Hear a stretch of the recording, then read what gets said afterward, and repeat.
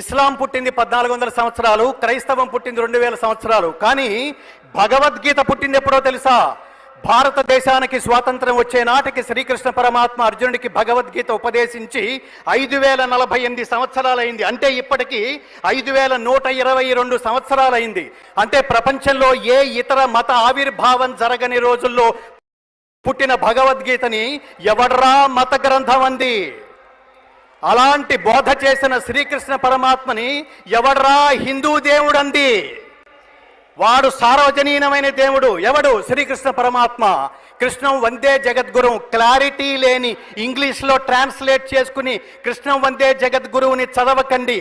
Translate చేసుకుంటే ఏమొస్తుంది? ఇంగ్లీష్లో రాసుకుంటే కృష్ణం వన్డే జగద్గురువు అని చదువుతాం. వాడు వన్డే జగద్గురువు కాదురా, వాడు లైఫ్ టైం జగద్గురువు ప్రపంచానికి. ఇవాల్టికి Edwin Arnold, Max Muller, open hammer,